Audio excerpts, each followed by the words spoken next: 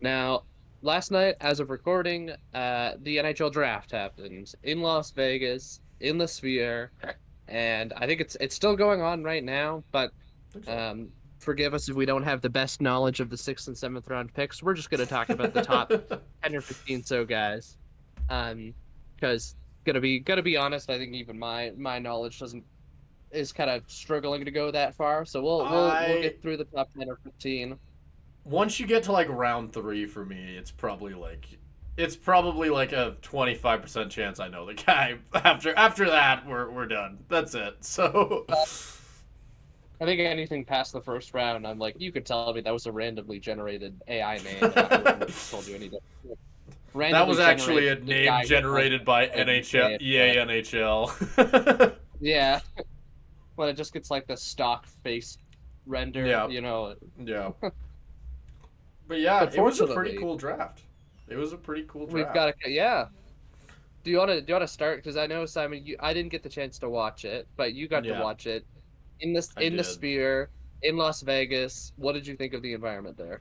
Well, I can't say that I was in the sphere, but it was pretty cool. Like, Well, you felt like you were in the Sphere. You felt like you were that's in the true. It's Sphere. the first event I've seen in the sphere so far. I think the UFC Yep. is going there at some point in the next few months. So that's going to be I'm more excited for that now after watching this just cuz of like I didn't realize there was a massive screen on the inside of the sphere. I'm sure you saw photos of Yeah. that. That was pretty cool. I Yeah. think the way they were using it was very very neat. It kind of just looked like a huge movie theater a little bit is kind of what I would describe what it Yeah. looked like. But it was still pretty neat. Honestly, it made for a pretty cool watching experience. And most of the coverage of this draft was really good as well. Mainly because it is a insanely stacked draft. I think I've kind of had the opinion for the last little bit that pretty much anybody in the top 10, if not like probably 12, is going to be a star. Like with exception to I'm sure there's going to be a few busts because there always are, but in the top 12 there are just so many good players this year. So I think we can get right into it because I think we're probably going to go top 15. Once we get to 15, my knowledge might fall off and what I can explain about the players might start to go away. But we'll start at number 1 in what was the least shocking pick of the draft, I think. San Jose took Macklin Celebrini, the center from Boston University. Pretty much the way that he has been described this entire draft process is he is the best well-round player in the draft by far. And it's not necessarily one thing that sticks out about him that makes you want to take him at number 1. It's everything. It's the full package. The comparison that a lot of people have made for him was Sidney Crosby, which obviously is very high praise, but it is fairly well deserved for him as a prospect. If he lives up to that sort of hype at the NHL level, he is probably the next Crosby in a lot of ways. So I don't know if we want to rank these picks or something like that. Like Oh God, I don't know probably if I'll be able to do that. probably not. This is probably the least surprising one. This was I could have told you this like 2 years ago that this was going to be the number 1 pick. I think Yeah. anybody could have, right? It was just obvious. Like it's not almost not even interesting. Like I bet Macklin's known that he was going to San Jose since like the The draft since San lottery. Jose, yeah, the draft lottery, since San Jose discovered they had the pick. So, if anything, it's Yeah. not that interesting. If we were to give rankings, A plus. Good job, San Jose. You took the guy who's been the number 1 guy for the last 2 years. Good job, you did it. Yeah. It starts to get a bit Yeah. more interesting. Or no, I'll let you go ahead.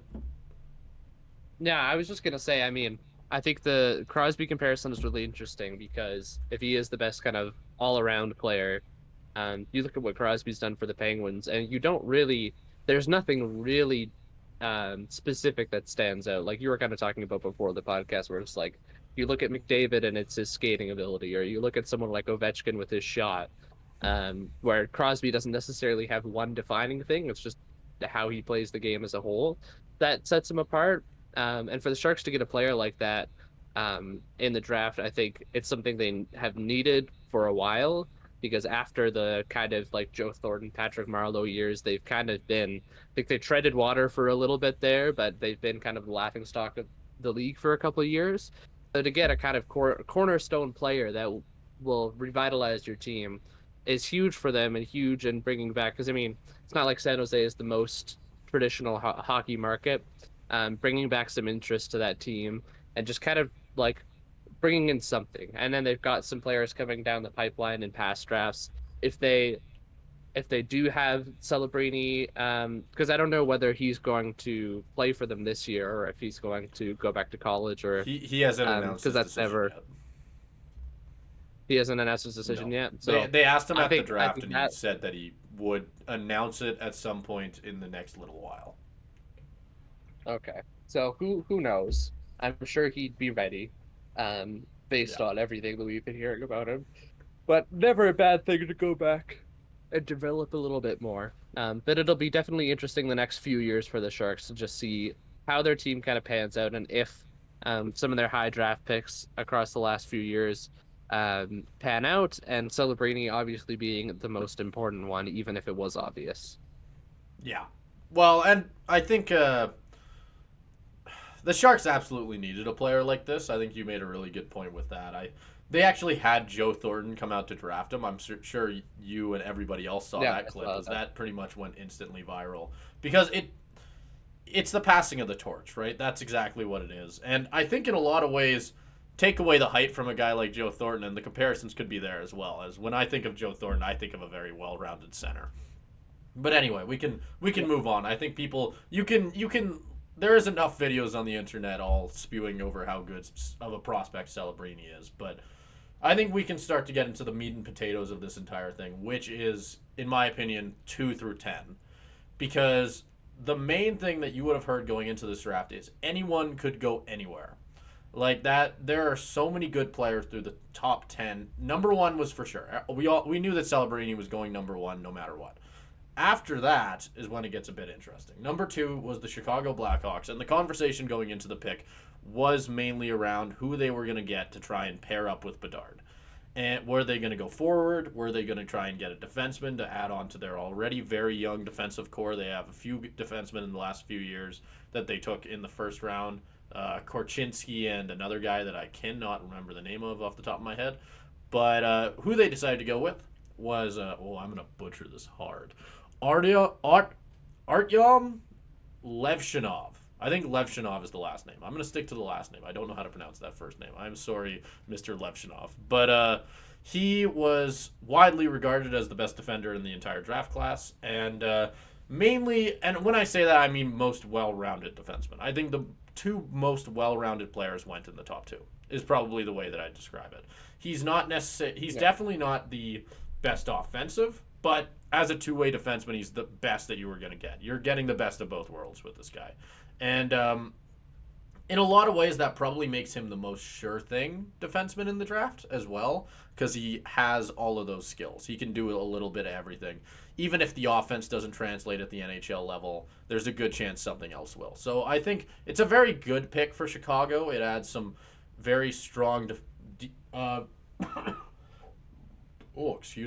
a very strong defensive player to their team, because a lot of the young defensemen they have, I would describe more as offensive defensemen. I don't know if I'd use that term with Levshinov. He's very, very balanced. So in general, as a pick, it makes a lot of sense. Yeah.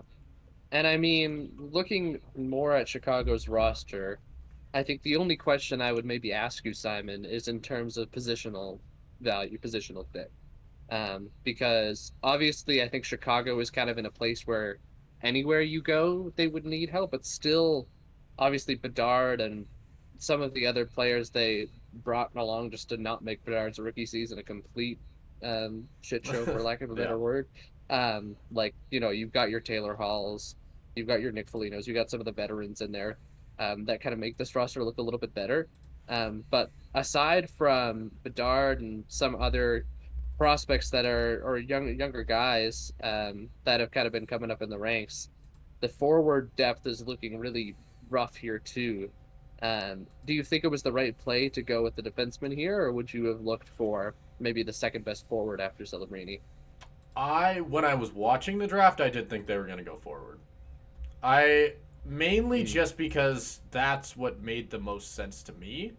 I think a lot, while the defensemen in this draft are very good as well, I think a lot of the really true talent is on the offensive side. Like, I mean, I start to think of like the guys who could have been taken at 4 or 5, like Ivan Demidov, Caden Lindstrom.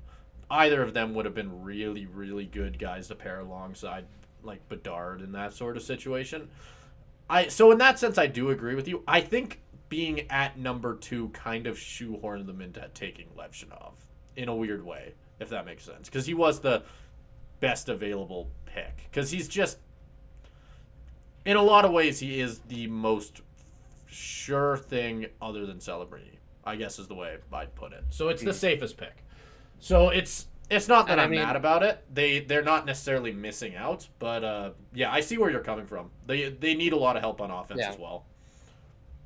I think just in general, it's going to be like another, even though they have Bedard and now Levshinov, like I think it's going to be another like 2 to 3, maybe even 4 years before we start seeing this team start contending again or like even making it into the playoffs. Like this Playoffs, roster I'd is a say long 3. ways away. Yeah, it's Playoffs, at least yeah, 3. I'd even potentially go to 4 years on playoffs because I just think Mm. I do think they really stripped their roster pretty much bare. Um, Yeah, if that's you true. if it's not a great lineup. There's a reason they have the number 2 pick, and there's a reason the Sharks are the only ones above them. They are the only team possibly that could be worse, and their roster is even more Yeah, bare just because they don't have Bedard until last night. Is yeah, someone in that same realm. The one thing I would say before we move on to number 3, talking about it being a sure thing, I think that probably is good draft strategy in the NHL.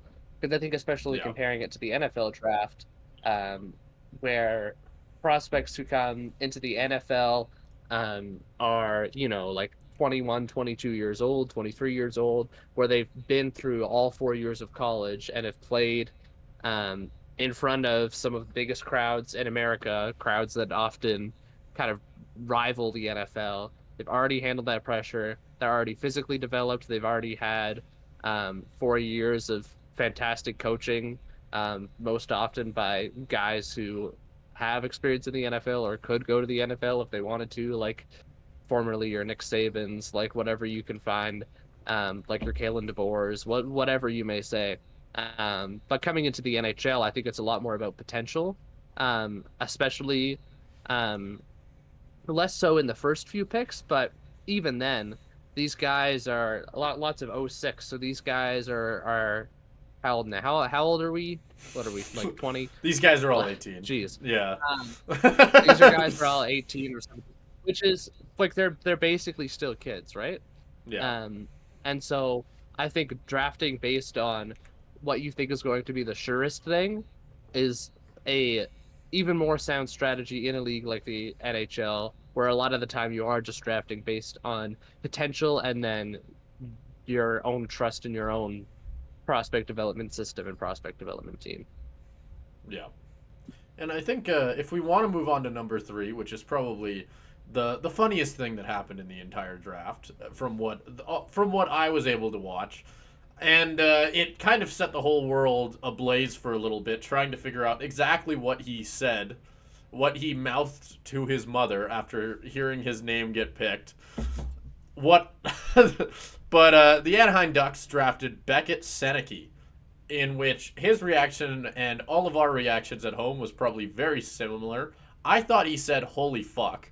That is what I read. Like which I thought was hilarious. A lot of people online seem to think he said "oh fuck," which is a very different meaning. Yeah. My dad, who was sitting next to me, his reaction, I think he thought he said "oh fuck" as well, because he just looked at me and said, "Who the hell wouldn't want to play in Anaheim? You get to wear shorts, walk into the Yeah. rink, like just fair. It's fair." But Anaheim necessarily isn't the best team to be on position wise. I guess they're a weird team in the. They're going to be a weird team in the next few years, is the way that I describe Anaheim. They don't have a lot going their way for the most part, but nonetheless, while it might have been a bit of a shocker, I don't think anybody really thought he'd go this high. I don't actually remember where he was predicted. All I know is it wasn't 3. I think Yeah, it was top 10, but not 3. yeah, I think if you had asked me before the draft, I would have expected Lindstrom, Demidov, and probably Iginla as well to go above him. But this is the world we live in now, obviously, and not to say that he isn't deserving. For the most part, he is a very skilled player, and he showed that in the OHL this year. I mean, very good two-way player, I think, is the main thing that I've read in the last little bit doing research on him. He's very, very strong on both sides of the ice, which I think probably was what elevated him, if I were to guess, because there's a lot of very strong offensive players. Out of all of those guys, he's probably the best on the other side as well. So there's that, I guess. But yeah, nonetheless, it felt like a very weird pick, honestly. Yeah. Watching it, I think, my original reaction was just why. There are so many. They have a lot of center depth. Would be the one reason I could probably pin on why they didn't want to take any of the other guys. But at least to me, it felt very odd. And I mean, and that makes sense. I mean, you look at because I think a couple things out of what you said. I think in terms of the center depth, talking about like Anaheim being a kind of in a weird position. Yeah, I agree because I don't think their rebuild has worked out necessarily in all of the ways they've wanted. But I would still rather play for a team like Anaheim than a team like Chicago or San Jose, just because I think they are a little bit further along in terms of some of the young talent they have. When I look at the list of players that they have, I have a lot more confidence in some of the Ducks prospects right now, just as a whole, not necessarily saying that any of these guys are better than Bedard or Celebrini, because obviously they're not. But just as a whole, I feel like they have a lot more depth in their prospect lineup. Where you look at a guy like Cutter Gauthier, you look at a guy like Leo Carlsson. I know there's been trade rumors around him, but you still have to talk about Zegras. I just think there's a lot more promise as of right now in what I'm seeing on this roster. So I think going to a place like Anaheim, I think is still really good for any of these prospects. And I think for Beckett Seneke, I think I think the fuck was probably more so just about being picked that early. I don't think it was because of Anaheim in particular, whether location or roster wise. I think he just probably had the same reaction as all of us to say, I didn't think I was getting my name called until number 7 or number 8, and now I'm here. Yeah. And the cameras are all on me. I think that's probably more of the roster than anything. So I think those were the couple thoughts I had about this thing. No, and I do agree with you. I think that is what happened, but it was very funny watching the reaction to that online. Like, I think I might try and find it. I might try and find it because it was it's very accurate, but I did see a photo. It's just like a drunk guy sitting on his couch holding a Corona going, that is basically what Beckett Seneke's reaction was to the pick, which, I mean, it was just absolutely hilarious. We can move on, though. I don't know enough about him, honestly, for the most part, to give like a real prediction. It just felt weird. That is my professional opinion. Professional draft analysts here. Number 4, Catton Lindstrom. This is a guy I have actually heard a lot about. There was a lot of hype around him going into this year with, I believe it's the Tiger Cats, right? Medicine Hat? Yeah. Yep. Out of all of the players in the top 3, it feels like he was probably the one I actually heard the most about, which is odd. Because I know, like Celebrini, it felt like he was such a sure thing that we stopped hearing about him in a weird way.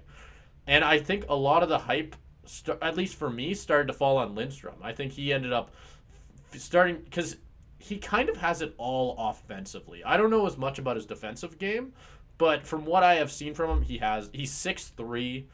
He's got a good amount of speed. He's can shoot. Like, on the offensive side of things, he's got it all, right? Like, if you're looking for a guy who can be that power forward and cause a little bit of damage, you got it. If you're looking for a scorer, you got it. If you want a guy who can pass, you got it.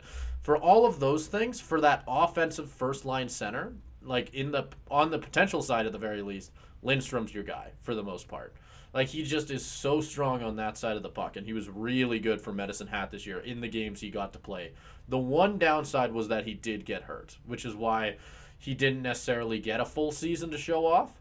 But I think Columbus got a really good player here. Honestly, I from everything that I've heard, I know a lot of the people in Medicine Hat are very, very high on him, and yeah, I think for me he was the guy that I sort of expected Anaheim to take, and which was part of the reason I was surprised. Seeing Lindstrom fall to 4 was very odd, at least to me, but nonetheless, very, very good pick I think from Columbus. The only reason it might become questioned or interesting is because of who went at 5. There was a lot of hype around who went at 5, but we can talk about that when we get there. Yeah. And I think with Lindstrom, I think so we're just looking at this ESPN article, their just live draft tracker makes a good point in terms of how it adds to their center depth. And I think they're kind of building from center out. Because the picks in the last few drafts have all been center. You look at Fantilli last year, you look at Sillinger, and now you look at Lindstrom. And I think that's just a really smart way to build your hockey team. I think Columbus has been in a bit of a difficult spot the last couple of years, especially in terms of who they've had, and just in terms of making decisions about a lot of the personnel on their staff. You look at the whole Mike Babcock thing. I believe they just fired their other coach as well, who took over for Babcock. Yes, I think so. His name is passing me. Yeah, I don't remember but that either. now they brought in Don Waddell from the Hurricanes. Kekalainen is gone after 20 years with the team or whatever it was. Less than that, but he's been there forever. And so it does seem like a little bit of a fresh start. It'll be interesting to see who they hire to be their new coach. But I do think this team has a really good future after kind of being a team that was just in a weird limbo zone with getting Gaudreau and Laine. It's like, do they want to compete now? Do they not? And then it all kind of blew up in their face. Now I think you're kind of starting to see some of their prospects start to pan out and are just adding to it with another guy who you just kind of hit right on the money at number 4 and say, yeah, in a couple of years, this guy is going to be one of the cornerstone pieces of our team. Yep. And I don't disagree with any of that. I think his potential is through the roof. I'm going to say that about a lot of people in the first few picks, but especially with Lindstrom. He is just so insanely talented. Columbus got their guy here, I think. In who is probably going to be a very strong future scorer, I think his game is going to translate very well to the NHL just because of the size, the everything. He's got it all. But we can move on. Yeah. Number 5, Ivan Demidov. This one's a bit interesting. I think, from what I heard, he still has another year in the KHL, which might have added to him dropping a little bit. I know a lot of people thought that he was going to go higher, especially in the months before. I think at one point he was ranked as high as 2. So seeing him drop to 5 was a little shocking, I think. And even seeing him behind Lindstrom, I imagine for some people was pretty surprising. And nonetheless, I think it's not... I don't know how to necessarily explain it. I think, for the most part, I think Montreal got a really good player here. Like, you could even see the reaction from the fans in the arena. Like, most of them were very happy to see them take Demidov. And as long as the reason for him falling isn't a big one, and it's just the fact that he's stuck in the KHL for another year, they've got their star. Like, this guy's going to be a stud in the NHL. He's got all of the talent of a great offensive player, and I mean, what else could you really want at number 5? He's a lot better than your average 5th pick, is what I would say about him. And I think, I don't even know what else to really add to that. He's just... He averaged 2 points per game in the KHL, which I think the only player who's ever gotten similar to that, I believe, was Kucherov, who got like 1.5. If that adds to the hype of him for you. Like, he's going to be good. Yeah.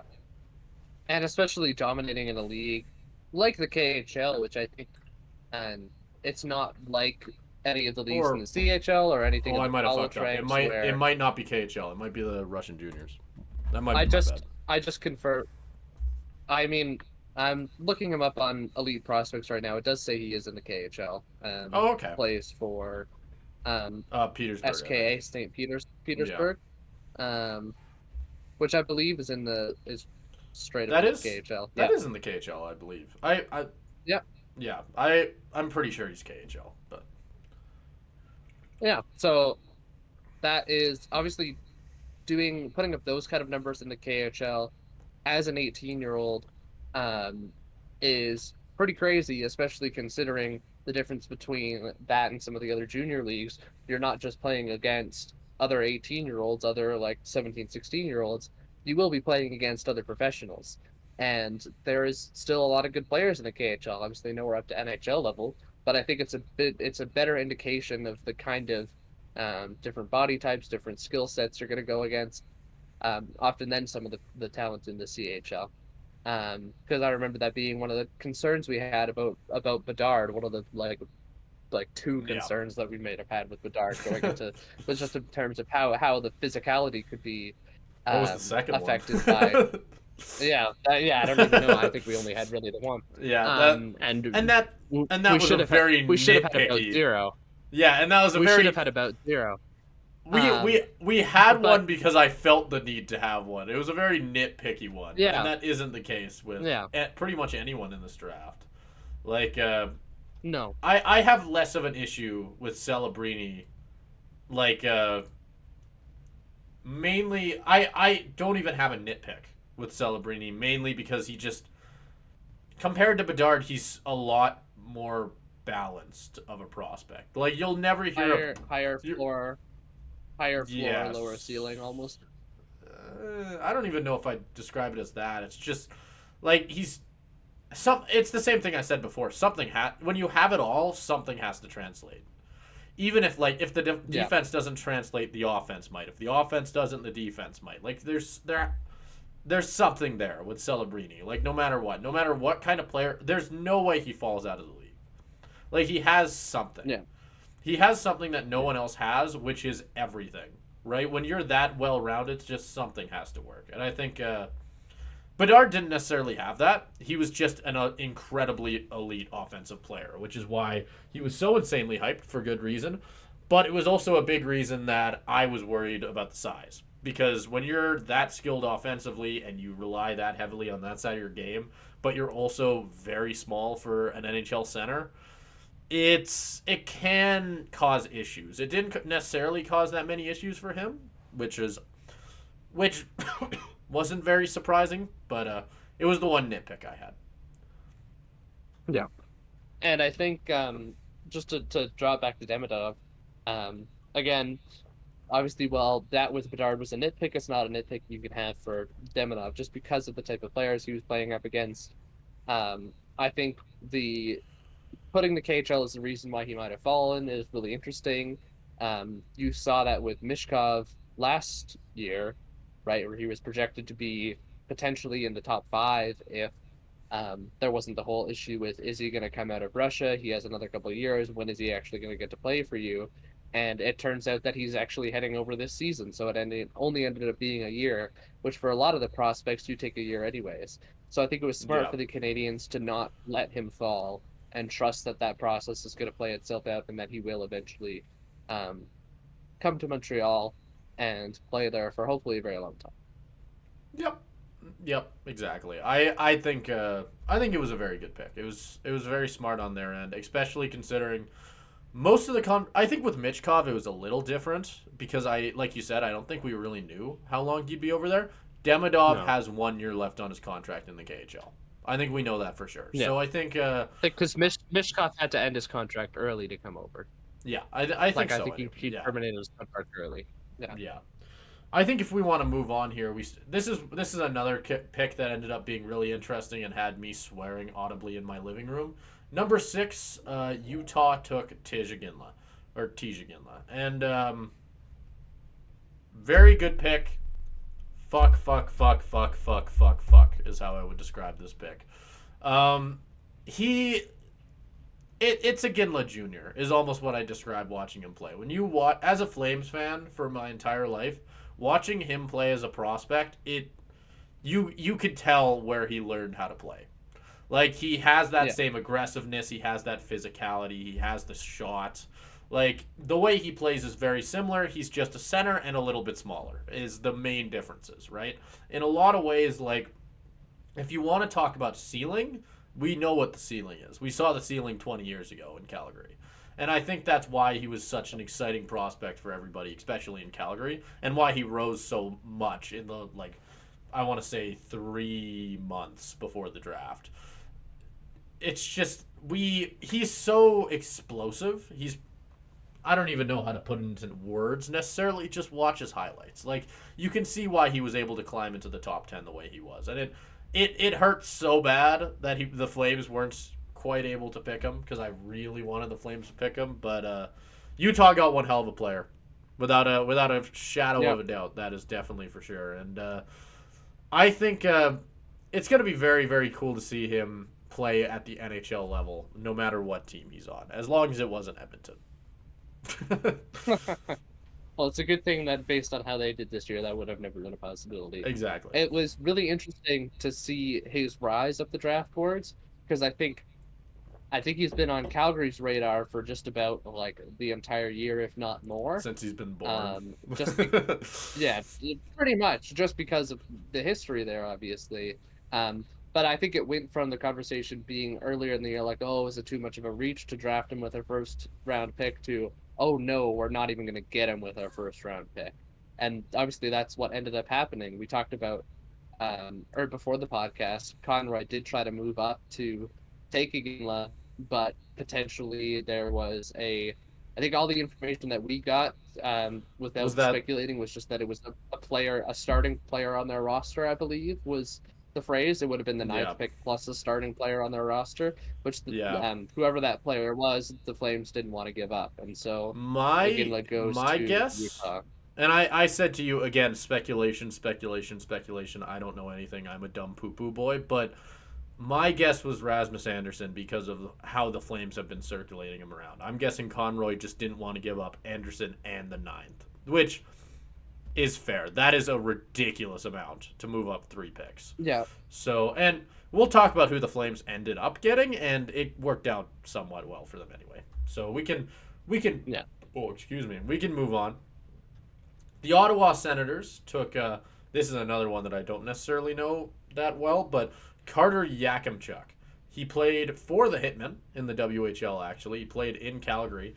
But there was a lot of people who were very, I want to say, worried about him going into this draft, because he was the kind of player who could very easily rise, and I don't think a lot of fans wanted him to, oddly. I think he, out of all the people that I've heard of, he is the guy who, if you want to call it bust watch, I guess, he is the guy that I think a lot of fans have already kind of put in that spot, which is very odd. I think a lot of what we saw at the CHL level is kind of making especially me think that that's not necessarily fair. He had a very good season, 66 games played, 71 points, 30 goals, only second, I believe, to who the Flames took at number 9.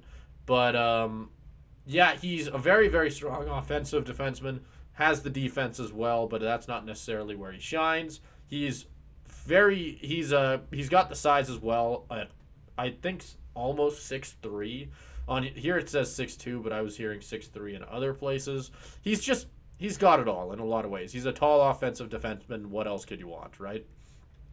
So in a lot of ways, Ottawa got a guy who's got a very high ceiling, but a lot of people are worried that he won't reach it, I guess would be the why he is where he is. I think a lot of ESPN had him ranked at 14th to add some more context as well. So he obviously did rise quite a bit.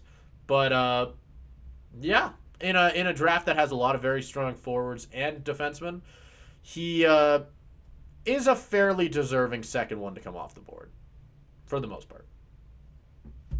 Yep, and I think, just again, I think at the lower we get down on the board, I think my knowledge starts to trail off a little bit. But I think that the conversation, I think, has to go between him and Perrick, who the Flames picked, just to say, if you're looking for a more offensively centered offensive gifted defenseman, going Perrick almost feels like a smarter move, just because it seems like everything he can, and like everything Yakimchuk can do, um, Perrick almost one ups. Even just looking at something as basic as the stats. At least For, offensively. at least offensively, that's what I mean in terms of Yeah. having that kind of skill set, because I think they're both very similar prototypes when you're looking at them, because both of them are more offensive defensemen. Um, Yeah. and you look at Parrott getting 96 points in 66 games versus 71, so almost 20 more points. I know points aren't necessarily everything, but I think that's where Yeah. you can look at that and say, like, is that maybe the right choice? Is it maybe not? Yeah, I from what I've watched of both of them, because these are two guys who I have watched some tape on a little bit, just because I was curious about the defensemen going into the draft were where my knowledge was lower, so I decided to kind of figure it out a little bit more. Watching both of them play, um, a big reason why I think that Yakimchuk is a lot less of a sure thing is mainly because I don't necessarily believe in his speed at the second level. Like, he's not Mhm. that fast. Like, for an offensive defenseman, at least. Like, he doesn't have that, like, next level speed. It worked at the CHL because he's 6'2" and 200 pounds. He was able to just, like, put his body in between the puck and skate around people like that. That's not going to work at the NHL level, or at least not to the same effectiveness. He does have all the other things, but I think that's the main reason I worry about him compared to Paraki, Parika, Parika. I that's a name I need to work on. We had this conversation before the before the episode, but like on the other side, Parika I think is just he's a lot smaller, but he has that speed that I was just talking about. That does translate to the NHL level. When you're able to skate that fast, you'll get a lot of those chances still at that NHL level. Like, sure, the defensemen are a lot bigger, and that's something you have to learn to deal with. But I mean, the passing's there. If it translates well, I think Perica is definitely the higher ceiling player. Yakimchuk has a lot of things he has to figure out before he can get there, but Ottawa clearly wasn't as worried about it as I am. So, Yeah. yeah, number 8, if we want to move on, because we're going at a snail's pace, is the Seattle Kraken, Berkeley Catton. And this was the other one that had me going, fuck, fuck, fuck, fuck, fuck, fuck, fuck. Because I also really wanted the Flames to potentially get a chance at this guy, because he is really good. Catton is going to be a star. I did say before he went to the Kraken, I sort of predicted it in my own head, going like, he feels like a Kraken player. Like, there is something about Catton. He feels like he should play in Seattle, and that's why he's going there. He's the one nitpick about him was the fact that he is very undersized. He is the undersized player in this draft. He's 5'10". ESPN has him at 170. I've seen him weigh in at a lot lower than that. Like 160 is where like usually I see him at.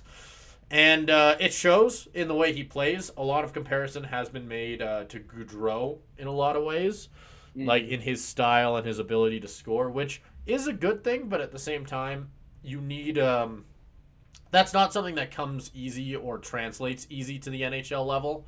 Like, it's something that he'd probably have to develop. So he's not necessarily a guy who might be NHL next year, I guess, is kind of what I was thinking. I don't know if he'll be an instant NHL stud, but he in the future, I think he's absolutely got the chance to be really, really good.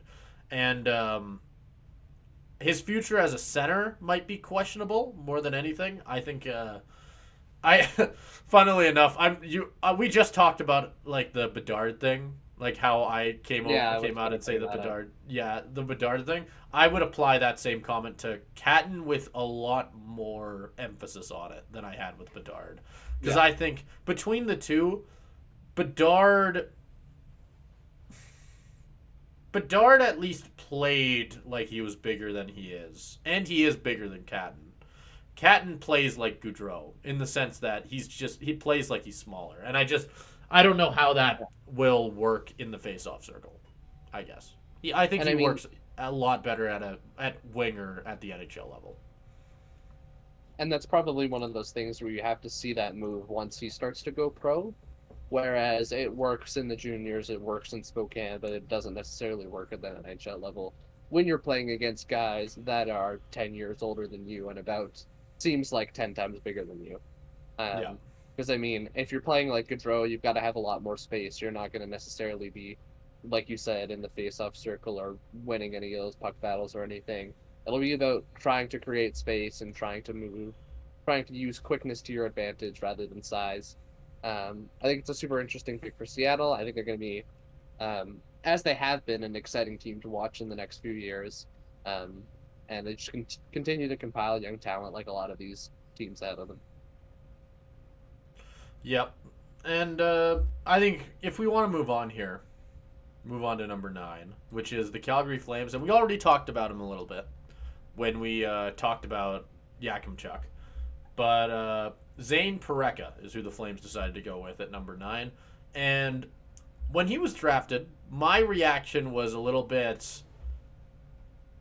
I don't know. I wasn't huge on it, I guess. I didn't want the Flames to go defenseman.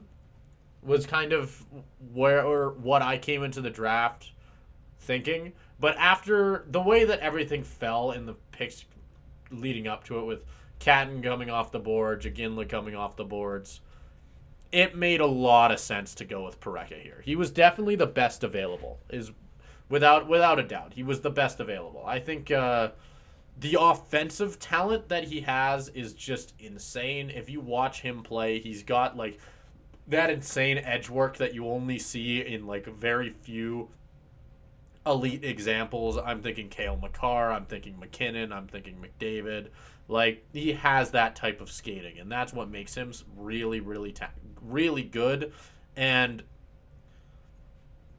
fuck, is he going to be fun to watch. I think it's mainly that. Like, even if he doesn't turn into that next level superstar, he's going to be so fun to watch at the NHL level. And I think I have a hard time seeing it not translate, but God, I'm excited to see what happens in the next few years with him. I think he's got a lot of really, really good talent, and it's going to be pretty cool. I'm happy the Flames were able to get a guy like him. And there was a lot of conversation about who they should have gone with, especially after who got taken at 10, which again we'll talk about when we get there. But I think it's a good sign for the Flames as well that we went with Pareka over the guy that New Jersey took.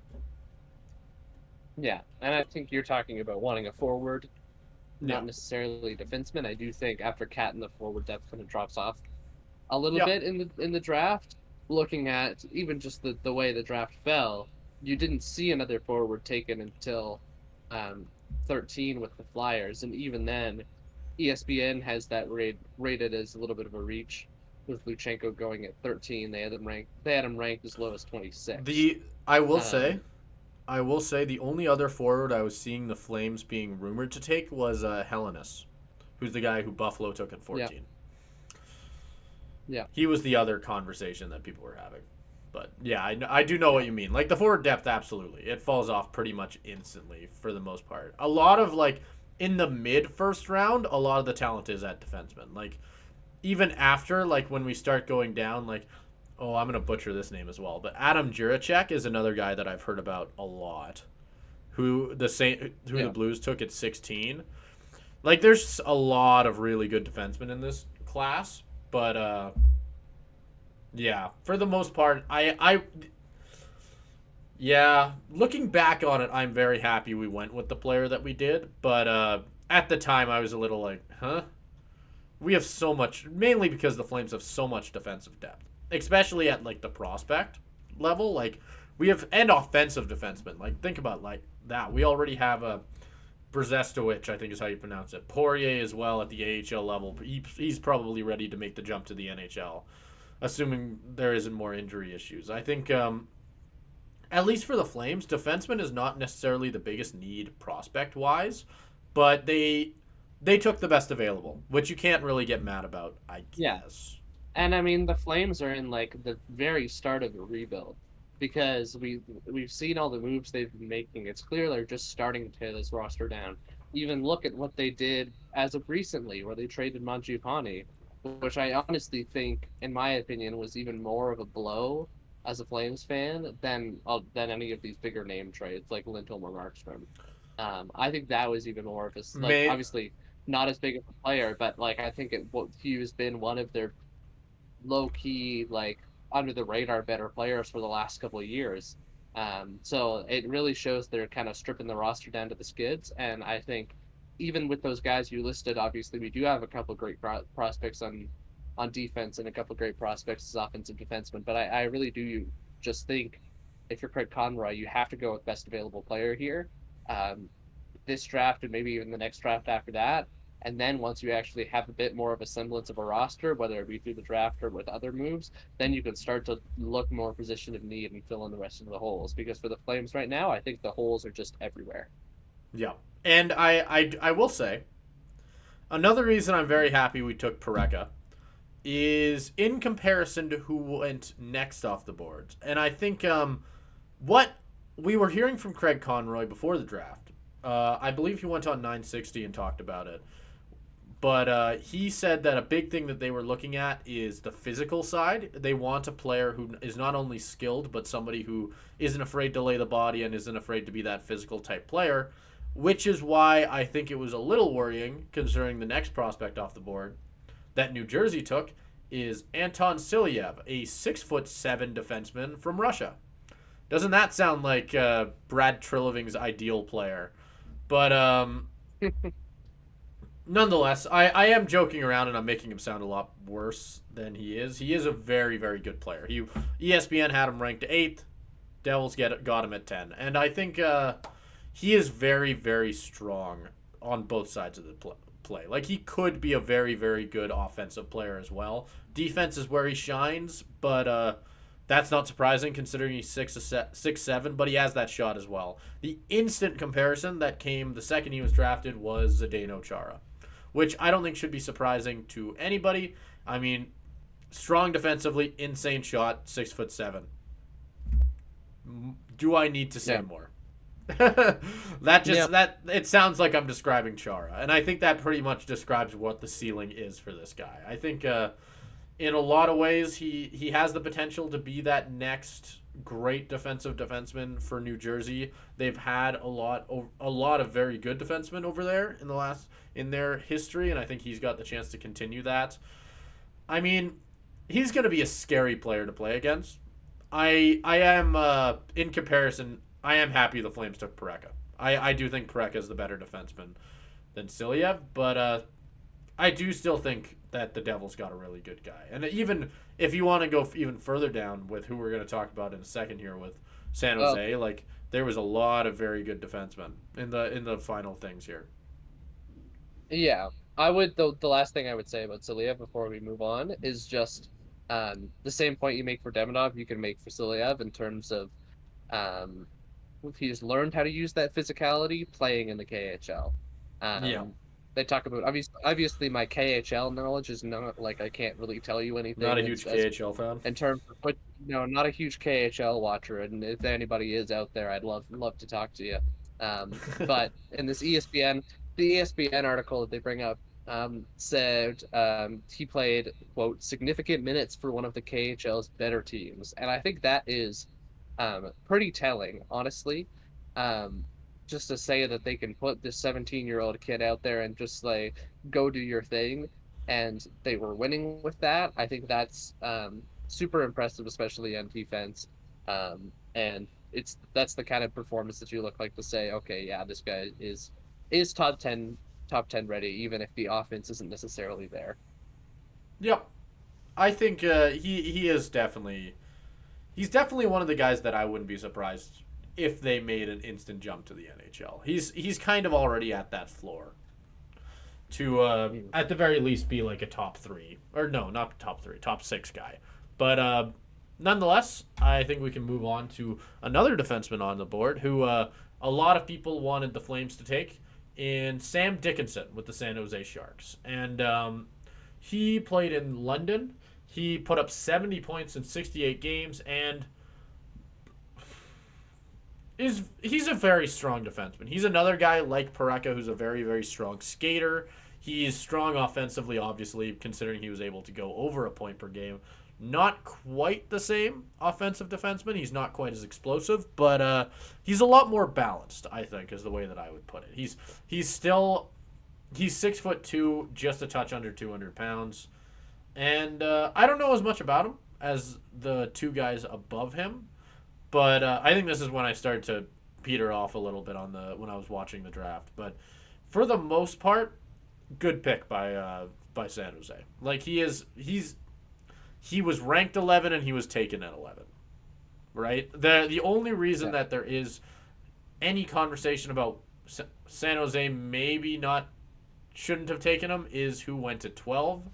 And we'll get to that when we get to that. But for the most part, very strong pick. Very good pick. Yeah, and I believe they traded up to get this pick, did they not? I don't remember who they traded with. Is that right? I don't remember. Yeah, I believe so.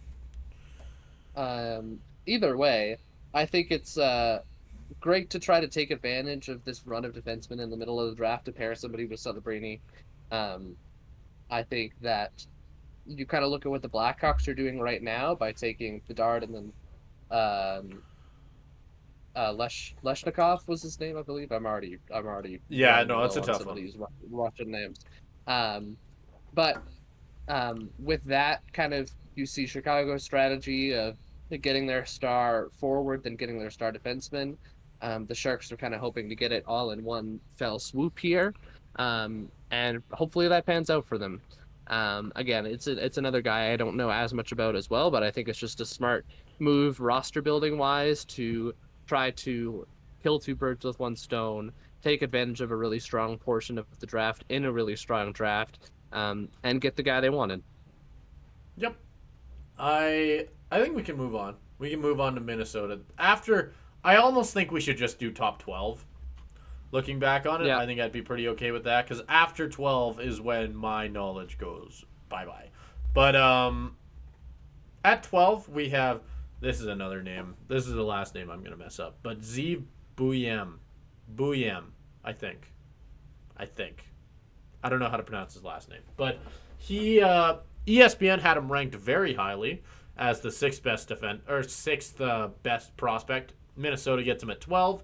There were a lot of predictions about him going in the top 10. I think most people had him set to be in that spot, and a lot of people were surprised that he was available for Minnesota. He feels like a very Minnesota Wild player, and I think the two Wild fans out there have to be pretty excited about getting this guy, because he's going to be very, very good. He's got a very clear ceiling. I think he's a fairly sure thing, I think, for the most part. He in 42 games in college, he was able to put up 50 points, which isn't necessarily as common at the defensive spot at the college level for a defenseman to be able to do that. So I think there is a lot of very, very good reasons that he was elevated to this level, or at least to where people had him going. And I think I don't know. I am excited to see this guy play. I think if I were to give a prediction that we won't see the outcome of for years down the road, I think out of all the defensemen in this like middle group of like four defensemen, I think the best ones are probably going to be Zeev and Pareka. Yeah. Just and based I mean, off that kind of lines up. Yeah, and that lines up with what ESPN said as well. But yeah, they are just the two most obvious, I guess. Yeah. In terms of both how they were projected before and just in terms of their skill set. Just because I think Buium looking like he has to put up 50 points more than a point a game against some tough competition in college. But I think you also have to look at defensively just super well rounded. It's something we've brought up again and again. Just talking about how some of these prospects overly strong in one area or another. Even Pareka talking about a little bit more gifted on the offensive side. Silayev talking about more so kind of just a defensive hulking monster. Buium is pretty balanced across the board. And when you're looking at that and looking for, okay, I'm going into this draft thinking who's a sure thing, who am I going to go into the next 3 to 5 years saying, confident this guy is going to work out and he's going to be playing on my NHL team, getting consistent minutes and performing. I think Buium is probably one of the top guys that you look at and say, I can fairly confidently say that in the future, he's going to be contributing quite a bit. Buium and Faber as a pairing in like 4 years is one of the scariest things I've heard of in a while. That is a scary, scary idea over there. What they're building in Minnesota right now, they've been building it for a while now, but I think it has the potential to be really good. I think people I think have been sleeping on Minnesota a lot, including myself. In the next, like, I don't necessarily mean next year, but I think in the next few years, I think Minnesota, they have a lot of very good prospects. They've really built a really good room. I think I don't know. I think they have the chance to be really good if things work out for them well. I think there's a lot of things that could go their way. So yeah, I think I don't know if we necessarily need to hit on the rest because I mean, Jet Lachenko is where my knowledge is gone. I did not know much about him before the draft. I'd be reading to you what ESPN says. But anyway, there you go. That's our draft coverage, or at least attempt on it. Yeah. I don't know how to wrap this up. Subscribe.